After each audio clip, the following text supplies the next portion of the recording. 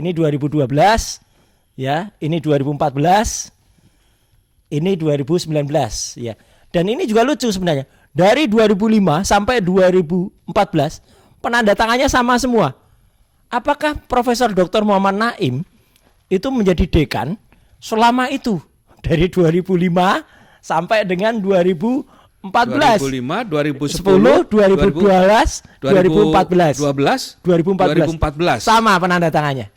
Itu kan ini kan aneh. Nah, itu tadi, itu baru tadi siang yang kita dapatkan dari KPU. Ya, jadi artinya makin banyak temuan-temuan yang ada. Nah, terakhir adalah ketika kita sangat hormati ya bapak-bapak dari Forum Purnawirawan TNI, Prajurit TNI, ini melakukan gugatan CLS. Ya, ini sejenis dengan gugatan CLS yang dilakukan Dr. Muhammad Taufik dan juga Pak Andika dengan prinsipal Topan dan juga Bangun Sutoto yang ada di Solo. Itu juga membongkar banyak sekali fakta.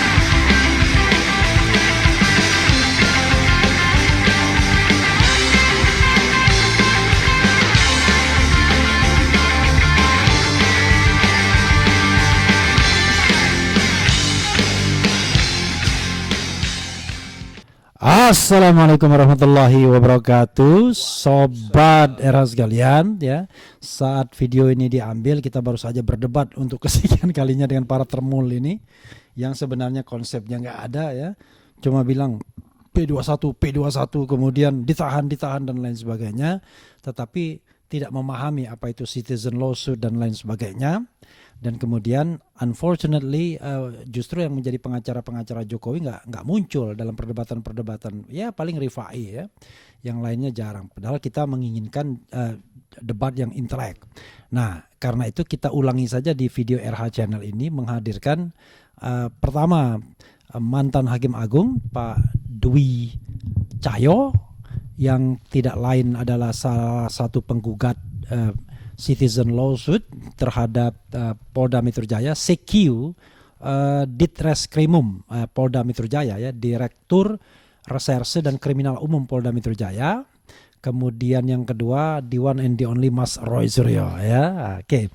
Nah, ini Assalamualaikum warahmatullahi wabarakatuh. Waalaikumsalam. Waalaikumsalam warahmatullahi wabarakatuh. Jadi ke Pak Dwi dulu ya, Mas Roy ya.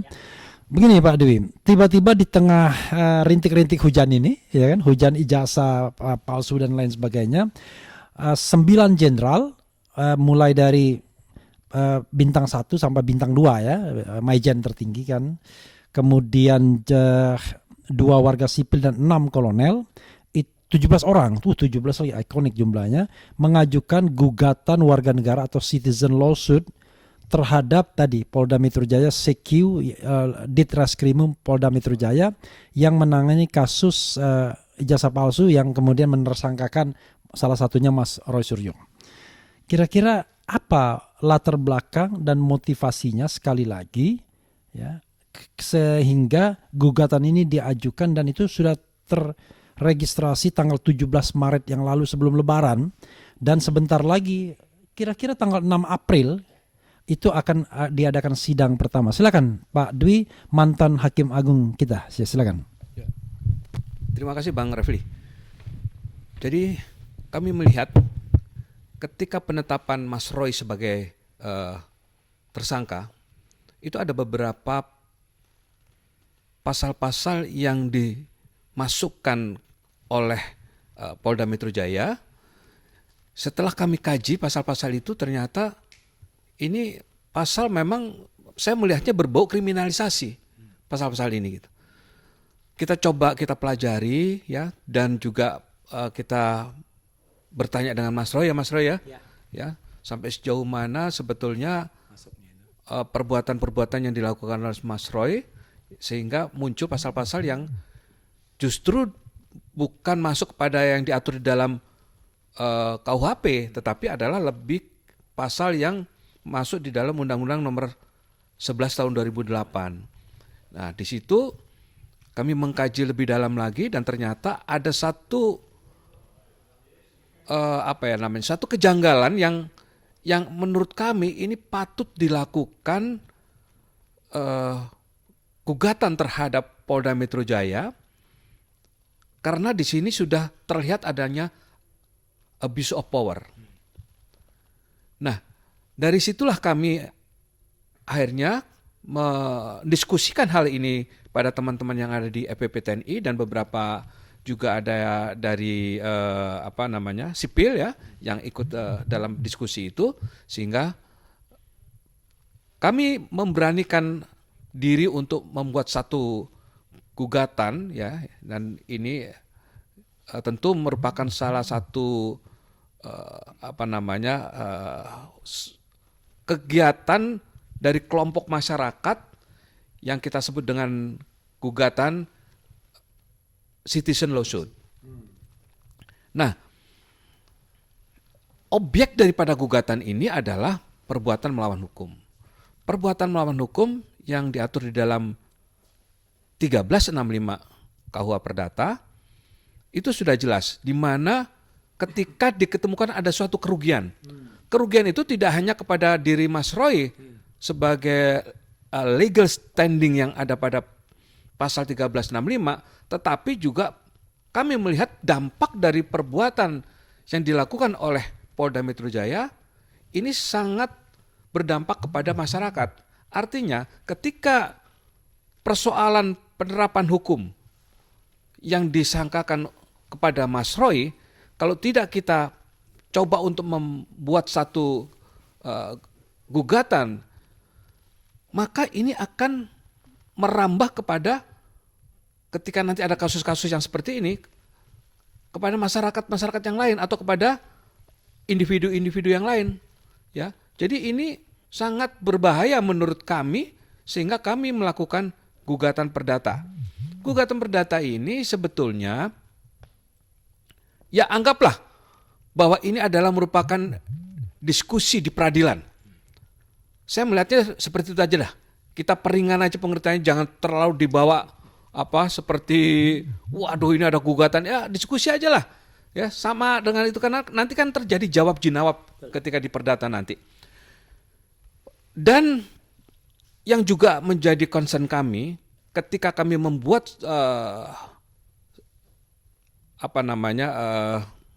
sebelum gugatan itu kan kita lakukan somasi, ya 2 kali somasi. Tetapi di dalam 2 kali somasi itu tidak ada respon sama sekali dari Polda Metro Jaya.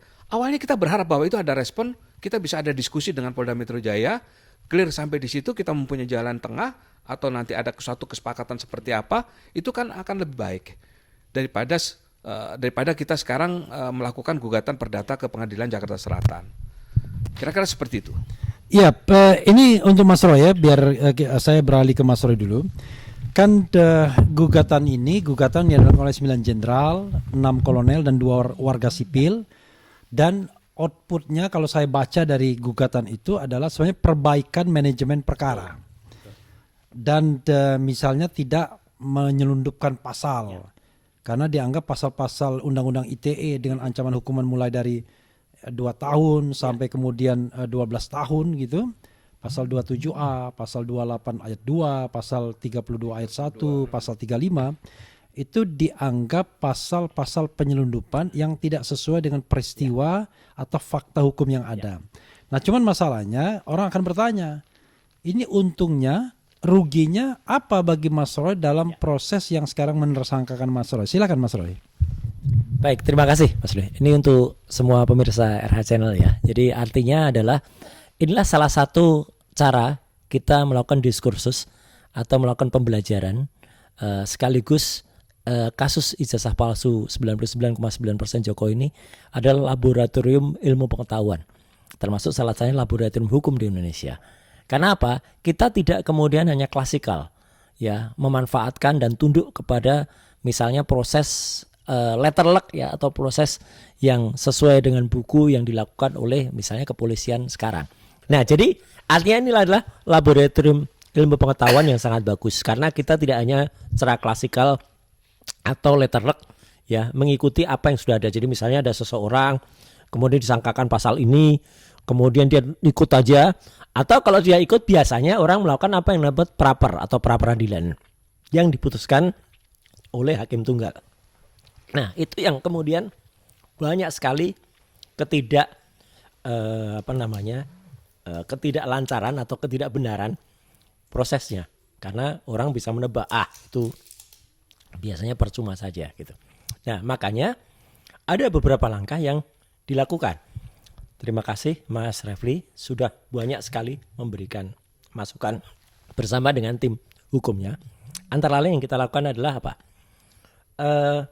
Ada teman-teman lain yang menguji keabsahan dari legalisasi ijazah. Ya, itu misalnya adalah yang ada di KIP. Ya, ada kelompok Pak Dr. Bonatua, ada kelompok Bon Jovi. Yang hari ini saya tadi juga siang tadi kebetulan menyertai Bon Jovi untuk mendapatkan bukan hanya salinan ijazah, tapi juga syarat-syaratnya sejumlah 40 syarat yang ternyata tuh banyak bolongnya.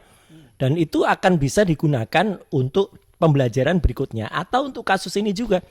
Karena misalnya tidak ada kopi legalisasi ijazah SMA-nya. Tidak ada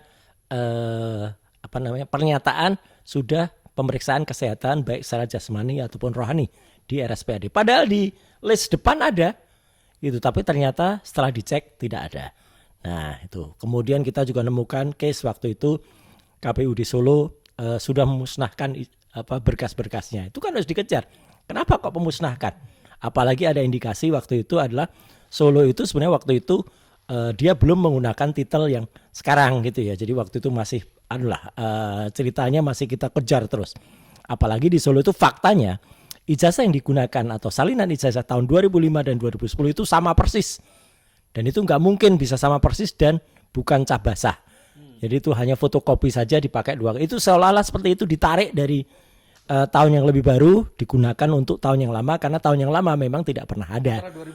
2005 sampai 2010 ketika dia wali kota. 2005 sampai 2010. Iya. Oh, itu ya. udah jaraknya berapa tahun itu, Pak? Lah iya, tahun, ya? Iya 5 tahun. Iya. Tiba-tiba muncul sama gitu ya? Iya, sama gitu. Ya. Jadi legalisasinya sama dan itu berupa sebuah fotokopi ya. Izin saya keluarkan anunya. Mana, Mas? Ya, ini. Ya, perlu, Mas. Iya. Izin. Nah, ini aja. Enggak usah wayangnya enggak. Jadi artinya pemirsa Red Channel juga bisa. Ini tadi saya terangkan juga di kasih contoh, Mas. di yang depan 2005 ya. Ya. Dikeluarkan 2005, ya. Kemudian 2010 muncul ya. lagi tapi sama persis. Iya, gitu. Inilah. Jadi ini dua legalisasi ijazah yang harusnya berbeda. Tapi ternyata dua itu sama persis ya. Nah, ini. Mana dia? Ini 2005 yang dibikin kotor. Ini 2010. Mohon maaf, Pak Dwi. Nah, ini. Ini yang 2000? Ini 2010. Ini 2010? Ya, ini 2005. Ini 2005. Ya. Ini 2010. Ini 2005. Ini 2005. Sama persis. Plek ketiplek. Dan ini hitam putih. Ini fotokopi. Fotokopi. Padahal harusnya yang namanya legalisasi ijazah yang kita dapat dari KPU adalah berwarna seperti ini. Jadi menggunakan tinta. Ini tahun 2019. Pak Dr. Budiadi. Nah, stempelnya kan berwarna. Stempelnya berwarna ya. Ya. Tapi ini itu tidak berwarna. Tidak berwarna, ini fotokopi. Antara tahun 2005 dan 2010 sama persis. Dan tidak ada yang berwarna. Tidak ada berwarna. Oke. Nah, ini kan konyol. Artinya apa? Ini sudah cacat. Nggak bisa ini dipertahankan gitu loh. Artinya apa? Karena 2014 dan 2019 ini pun beda. 2012 juga beda. Ya, ini 2012. Ya, ini 2014. Ini 2019 ya. Dan ini juga lucu sebenarnya. Dari 2005 sampai 2014 penandatangannya sama semua. Apakah Profesor Dr. Muhammad Naim itu menjadi dekan selama itu dari 2005 sampai dengan 2014. 2005, 10, 2012, 2014. 2014. Sama penanda tangannya. Meskipun ya. Iya. Itu kan ini kan aneh. Nah, itu tadi, itu baru tadi siang yang kita dapatkan dari KPU. Ya, jadi artinya makin banyak temuan-temuan yang ada. Nah, terakhir adalah ketika kita sangat hormati ya bapak-bapak dari Forum Purnawirawan TNI, Prajurit TNI, ini melakukan gugatan CLS. Ya, ini sejenis dengan gugatan CLS yang dilakukan Dr. Muhammad Taufik dan juga Pak Andika dengan prinsipal Topan dan juga Bangun Sutoto yang ada di Solo. Itu juga membongkar banyak sekali fakta. Ya, di mana KKN ternyata teman-teman KKN-nya tidak kenal orang yang ada di foto ijazah ini. Kan lucu banget ya. Masa teman KKN-nya aja nggak kenal dengan foto yang ada di ijazah ini siapa? Ya, padahal itu foto KKN. Kemudian di situ terungkap cerita yang dulu KKN-nya katanya di Desa Ketoyan ada orang naik Vespa diboncengin beli gitar listrik. Tapi ternyata di Desa Ketoyan itu gitar listriknya baru masuk tahun 90. Padahal gitar listriknya dibeli tahun 85. 5 tahun kemudian baru ada listrik. Ya, lah masa gitarnya mau dikasih baterai? Pakai aki. Atau pakai aki? Ya kan ini kan konyol banget gitu. Ini kan konyol banget. Jadi artinya inilah kreativitas kita sebagai manusia berikan rahmat oleh Tuhan Yang Maha Kuasa, oleh Allah Subhanahu wa taala untuk menggunakan otak kita. Jadi bukan hanya kayak terbul yang berkali-kali hanya hadapi nanti di pengadilan, hadapi, persiapkan badan. Apa kayak gitu. Dan ngomongannya diksinya jelek banget gitu.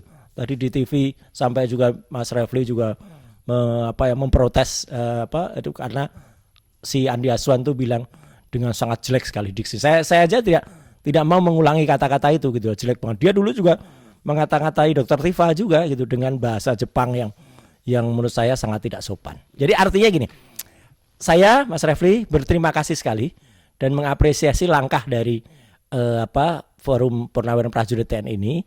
Kalaupun ya istilahnya kalau nanti nggak berhasil, ya nggak apa-apa. Nggak berhasil itu adalah apa? Itu sudah upaya kita. Namanya orang itu kan ikhtiar dan melakukan upaya. MK sempat kita belum berhasil kemarin. Nggak apa-apa, kita ulangi lagi. Gitu loh. Jadi artinya itulah upaya kan yang penting apa? Itu bermanfaat untuk kemaslahatan masyarakat. Itu kira-kira Mas Rafli. Ya. Iya, memang kalau kita lihat gugatannya itu kan memang sebuah tindakan dari institusi negara untuk memperbaiki manajemen perkaranya. Misalnya dia dianggap penyelundupan hukum, mbok ya jangan lagi menyelundupkan hukum. Itu. Tapi sekali lagi kepada Pak Dwi, kira-kira apa ya benefitnya bagi Mas Roy dan Dr. Tifa yang terancam? Memang di dalam gugatan itu tidak disebutkan bahwa penggugatnya itu adalah Mas Roy dan Dr. Tifa, tetapi paling tidak kan sedikit banyak gugatan ini memiliki dampak baik positif, negatif atau benefit atau tidak benefit terhadap kasus yang sedang berjalan ini. Silakan. Ya, terlepas dari itu semua, bahwa ini adalah satu langkah hukum yang dilakukan oleh warga negara, ya, yang kita beri nama gugatan CLS. Ya. Dari itu semua tentu kita berharap ada satu terobosan hukum, kan gitu. Ada satu terobosan hukum yang dilakukan oleh Pengadilan Jakarta Selatan. Gitu. Artinya Pengadilan Jakarta Selatan itu harus memahami arti daripada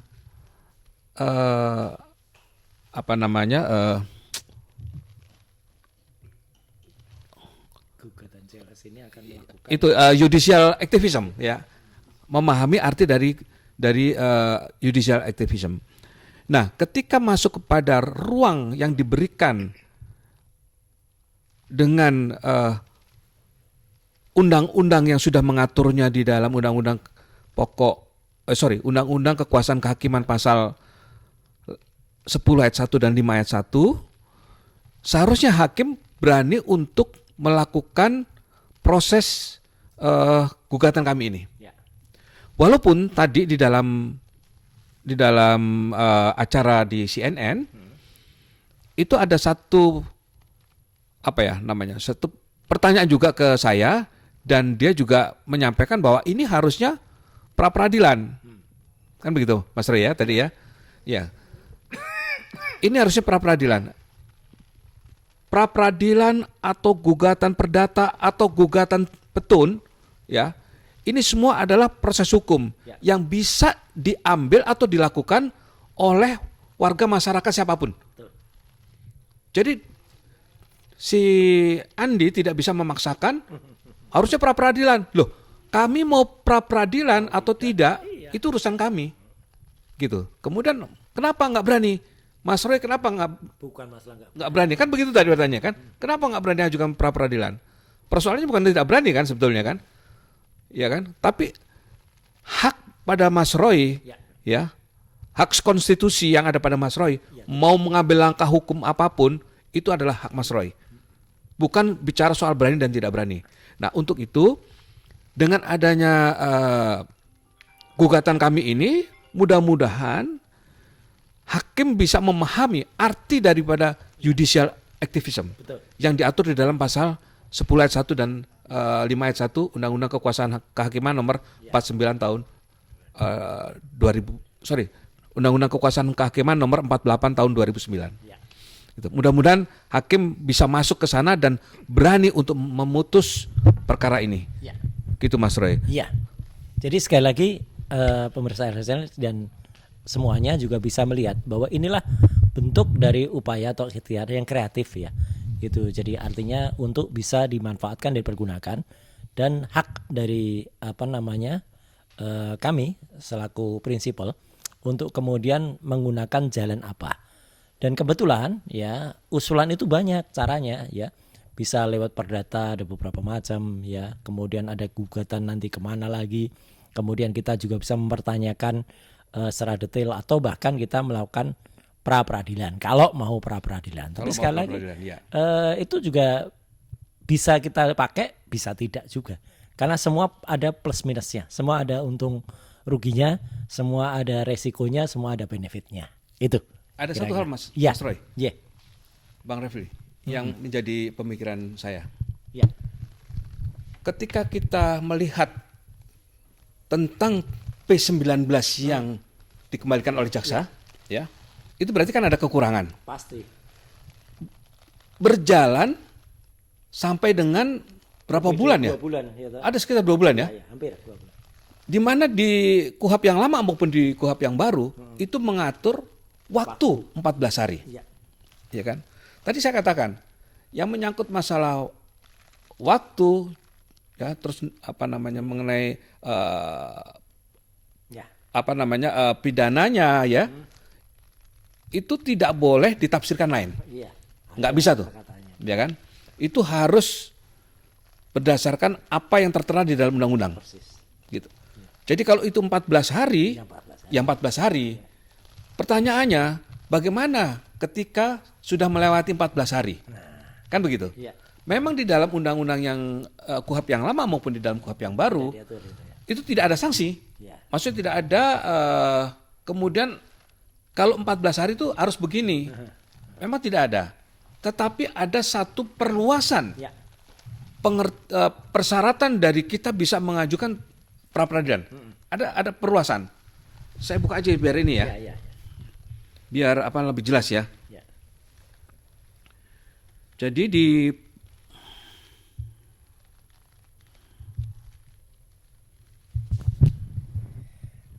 Ya, artinya apa? Sekarang juga kami ini sedang menerima perubahan pasal ya, perubahan penerapan pasal dari KUHP lama ke KUHP baru dan juga KUHP lama ke KUHP baru. Ya. Ya, itu juga pasti nanti akan ada konsekuensi-konsekuensinya. Termasuk salah satu konsekuensinya adalah ketika salah satu yang dulu bersama-sama kita respon hasil Lansianipar itu kan dalam surat yang kami terima tanggal 30 Maret kemarin masih berstatus sebagai tersangka dan belum keluar RJ apalagi SP3-nya. Nah, kalau kemudian dia ternyata yang kami dengar dalam 1-2 hari ini lagi diproses RJ dan SP3-nya, ya, padahal kalau sudah menyangkut ke KUHP baru, maka itu ada syarat-syarat lebih rigid lagi, kan itu tidak bisa juga lagi dilakukan. Ya. Tapi ya itulah makanya kadang-kadang kita lihat penerapan hukum itu sakar PDW gitu ya, atau seenak sendiri, dan itu yang terjadi. Ini saya bacakan nih. Ya. Di pasal 158 di KUHP yang baru ya, KUHP nasional. Pengadilan negeri berwenang untuk memeriksa dan memutus sesuai dengan ketentuan dalam undang-undang ini mengenai sah atau tidaknya pelaksanaan upaya paksa. Betul. Ini menyangkut pra peradilan ya. Sekali lagi ini menyangkut pra peradilan ya di pasal 158. Yang B, sah atau tidaknya penghentian penyidikan atau penghentian penuntutan. Oke. Yang C, permintaan ganti rugi dan atau rehabilitasi bagi seseorang yang perkara pidananya dihentikan pada tahap penyidikan atau penuntutan. D, penyitaan benda atau barang yang tidak ada kaitannya dengan tindak pidana. E, nah ini, penundaan terhadap penanganan perkara tanpa alasan yang sah. Wah ya.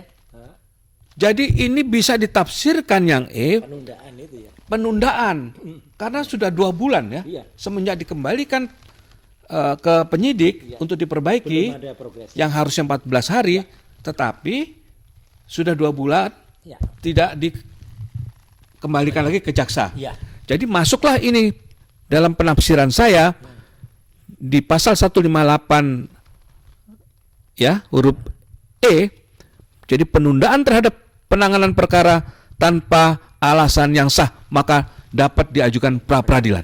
Ini berarti tadi waktu ketika acara debat dikatakan bahwa yang namanya lampaunya waktu dalam proses penanganan perkara ini dianggap bukan objek pra peradilan menurut penasihat ahli Kapolri. Artinya kalau dengan pasal itu sebenarnya bisa masuk ya, begitu Pak Dwi ya. Tapi gini juga Mas Ri, saya terus terang sebagai orang awam gitu ya. Tadi itu menyesalkan sekaligus geram dan juga menyayangkan ya statement dari penasihat ahli tadi itu. Karena kan dia mengatakan oh itu biasa, terlampau itu biasa, itu bahkan sering itu terjadi. Loh, ya kalau yang jelek atau yang kemudian melanggar kok dibiasakan ini kan ya udah itu kan nggak bagus istilahnya. Gitu loh, dan dia kan sangat tidak independen ya, sangat berpihak gitu. Bahkan pernah jadi narasumber di acara Termul di rumah makan Handayani gitu ya. Termul itu bikin diskusi, dia jadi narasumber itu dan memberikan kiat-kiatnya gitu. Itu kan sama saja dengan katanya penasihat ahli ya yang berdiri di tengah, tapi kan berpihak kepada pihak lain. Dan dia tidak bisa juga Mas Roy. Tadi saya dengar sendiri, makanya saya tadi membantah ya. Iya, iya. Tidak ada yang benci dengan Jokowi. Dia Nah, dia selalu mengatakan statementnya aja itu aja. Ya, dia selalu mengatakan bahwa Tak kayak radio Mas rusak lah Roy ya. ini membenci Jokowi. Kelompok RT ini Terus membenci selalu mengatakan Jokowi. gini, kelompok ini kemudian menggunakan dalil-dalilnya sendiri. Sementara kelompok pencinta Jokowi itu menggunakan jalan hukum, jalan kebenaran itu kan. Jadi kan dia seolah-olah tuh memperbandingkan sesuatu yang tidak apple to apple gitu kan. Aduh, parah memang ini orang ini. Jadi sekali lagi bahwa apa yang diatur di dalam KUHP baru pasal 158, hakim harus berani menafsirkan mengenai pasal 158 huruf apa nih tadi nih? Pasal 158 huruf E. Iya. Pasal 158 huruf E. Hakim harus berani menafsirkan bahwa melampaui waktu 14 hari itu merupakan penundaan dan dapat dilakukan pra peradilan. Oke. Closing statement ya. Begini, dengan adanya gugatan CLS ini citizen lawsuit oleh 9 jenderal, kemudian 6 kolonel dan kemudian 2 warga negara biasa, tiba-tiba memunculkan reaksi dari katakanlah entah siapa ya, kelompok-kelompok lawyer yang boro-boro langsung membackup Polda Metro Jaya. Ini eh, Terhimpun sampai 30 lebih kalau nggak salah. banyak sekali pokoknya. Ini saya ingin menangkap apa yang terjadi. Apakah mereka ingin membela? Apakah ingin terlihat bahwa mereka kemudian mendapatkan keuntungan, ya kan, dengan membela institusi seperti atau apa, Pak Dwi? Dan apakah Pak Dwi kemudian gentar menghadapi mereka di sidang nanti yang belum apa-apa sudah mengatakan ini gugatan salah alamat dan lain sebagainya. Silakan. Ya. Dan untuk Mas Roy juga. Jadi mereka mau menghimpun berapa orang pun kami akan tetap jalan. Ya tentunya mereka menjadi lawyernya dari institusi Polri, dalam hal ini adalah Polda Metro Jaya. Ya nggak mungkin dong kalau dia tidak mengambil satu keuntungan dari apa yang dilakukan itu. Ya. Artinya apa ya? Menukar satu keuntungan gitu ya. Kalau saya bisa bela Anda, suatu saat pun juga saya kalau membutuhkan Anda harus bela saya, kan begitu kira-kira lebih. Iya kan? Istilahnya nggak ada makan siang gratis lah gitu kan. Jadi saling menukar keuntungan lah dalam hal ini. Nah kemudian berapapun yang dihimpun oleh mereka, mau nanti ada seorang profesor, mau nanti ada seorang ahli hukum, silakan saja, himpunlah itu sebanyak-banyaknya. Tapi kami ya tidak akan menghentikan gugatan CLS sampai dengan proses hukum itu selesai. Karena begini, kita tidak bisa bicara selesai di dalam tingkat pertama. Karena upaya-upaya hukum itu kan ada gugatan di tingkat pengadilan negeri, kemudian pengadilan tinggi, kasasi dan PK. Nah, ini harus kita lalui dulu semuanya. Ya, jadi jangan sudah apa tadi yang dikatakan salah alamat. Ya kan? Salah alamat itu kalau soal bicara salah alamat, ya kalau mereka nanti merasa gue nggak ngomong di sini lah, ntar gue saking ngajarin ilmunya sayang. Ya silakan aja kalau mereka salah alamat, ya silakan aja. Itu hak Anda untuk bicara seperti itu. Ya. Tadi sih mau ngomong tapi nanti takut. Iya dipakai. Karena kita sama ijazah ini kita dulu juga wah ini kurang watermark, ini kurang emboss, tambahi watermark sama emboss. Jadi ya makanya saya tutup dengan kata kunci ya jangan kemudian kita mengulangi lagunya Ayu Ting Ting. Salah alamat. Itu ya. Jadi thank you. Ya, sobat era sekalian, itu tadi interview kita ya dengan Oke. Ya, masih live ini Pak Dwi ya. Jadi saya mau tutup. Mudah-mudahan nanti gugatan CLS-nya ini berhasil, paling tidak berhasil memberikan pembelajaran kepada publik bahwa kalau Anda pejabat publik, Anda tidak boleh sewenang-wenang menggunakan kekuasaan untuk menersangkakan atau mengkriminalisasi warga negara.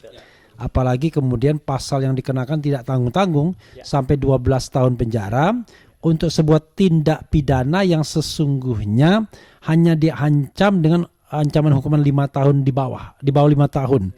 Dan bahkan kadang-kadang cuma terbilang bulan saja sebenarnya ancaman hukumannya.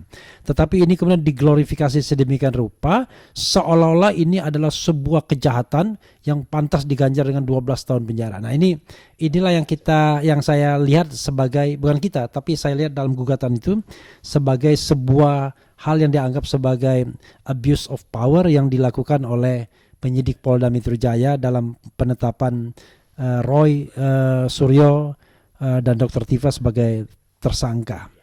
Masih respon juga sebenarnya karena kalau dalam pemberitahuan terakhir respon belum di remove. Yang sudah di remove baru Egy Sujana dan Damai Hari Lubis. Oh memang iya, nama kita sudah bukan lagi RRT tapi Troy. Tifa dan Roy. Tapi kalau ditambah A, Troy itu Tifa, Roy, Tifa Roy's Advocates. Jadi Troy dan Troy ya. Troy itu versi Inggrisnya kan Troy kan film. Nah, oke. Itu saja sobat era sekalian. Wassalamualaikum warahmatullahi wabarakatuh. Keren cadas.